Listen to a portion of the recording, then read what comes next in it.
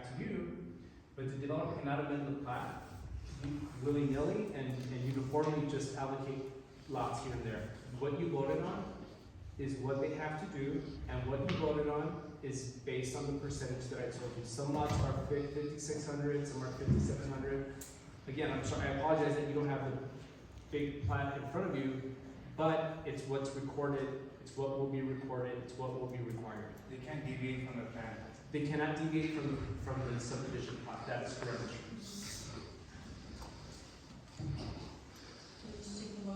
Yeah, I think we should go ahead and read this.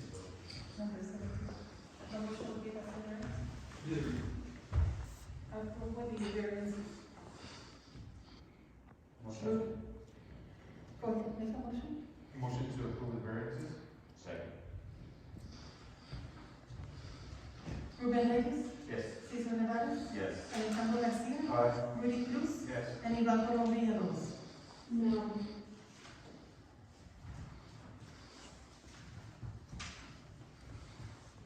Item number 20, discussion and action and update on Dannenbaum Engineering Corporation, DEC invoicing. Good evening, Mayor and Council.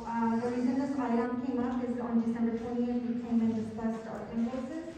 We have staff, I know that the council had requested for us to update you periodically of the status on that, and we do have Ms. Alejandra Valadez that has been working on the invoices and Angel to give you a presentation. Thank you. Good afternoon, Mayor and Council. Alejandra Valadez. This is an update to the last council meeting update that we provided. As you recall, during our last council meeting, we provided an update on the invoicing for Dannenbaum Engineering. During the last council meeting, we talked about the 5 major transportation projects that the city of Socorro is currently leading. These are funded through the Texas Department of Transportation and the El Paso Metropolitan Planning Organization. Namely, they are Arterial 1, Novo Ecotanks Road Extension, Rio Vista Bridge Replacement, Bowie Bridge Replacement Project, and the Passmore Sheriff Path. We did explain that the city of Socorro has contracted Dannenbaum Engineering to complete preliminary schematics and environmental engineering for these projects. We also took a lengthy description of the thoroughness that we have to review all of our invoices and backup documentation in order to receive reimbursement from TxDOT.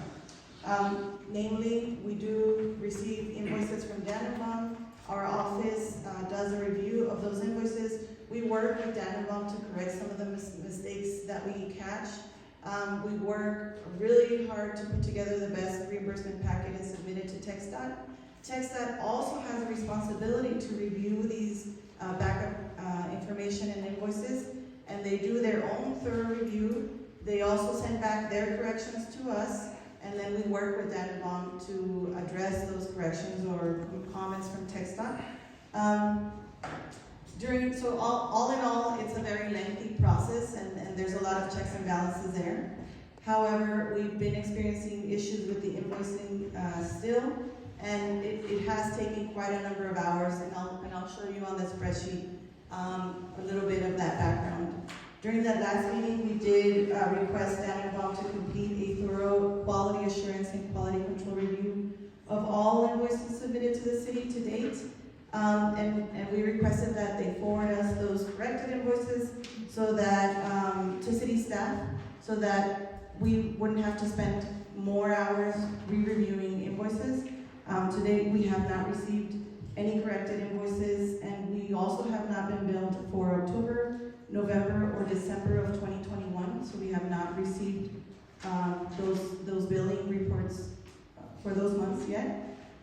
We would like to emphasize that when a project receives state or federal funding of any type, it is very important that all expenditures and costs charged to the project are in accordance with the state and federal guidelines, and that we also follow our local procedures and accounting policies, and that they are aligned with our contracts and work authorizations with the vendor.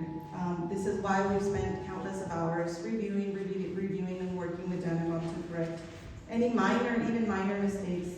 And this this is also why TechStat has also spent countless hours reviewing and re-reviewing mistakes.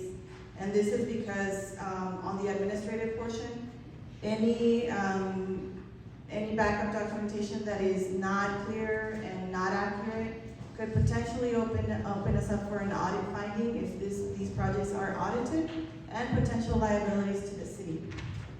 So just wanted to remind you that that's the reason why we're being very, very thorough with these invoices. In your backup, we did provide a little spreadsheet. I apologize for how tiny it is. We tried to put some information in there, but obviously it doesn't capture all of the emails that we've been working with John and Rob back and forth for the past year and a half. So this spreadsheet provides a little bit more context on how